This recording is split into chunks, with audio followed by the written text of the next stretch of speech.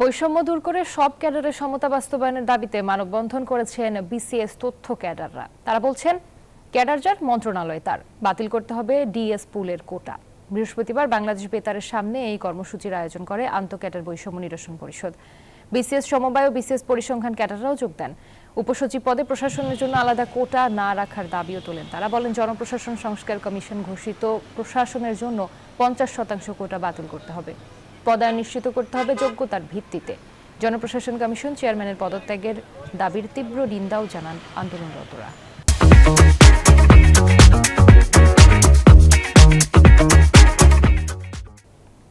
আমাদের 25 ক্যাডারের আন্দোলনের মূল উদ্দেশ্য হচ্ছে যে ক্যাডার যার মন্ত্রণালয় তার হবে। আমার ক্যাডার আমি মন্ত্রণালয় চালাবো। এবং আমরা এই সরকারকে সক্রিয়ভাবে সহযোগিতা করার পাশাপাশি প্রশাসন ক্যাডারের ঔদ্ধত্যের তীব্র প্রতিবাদ এবং নিন্দা জানাচ্ছি। আমাদের একটাই কথা যে সংস্কার হবে বাংলাদেশের সব জায়গায়, প্রশাসন ব্যবস্থায় কিন্তু আমাদের সংস্কার জরুরি।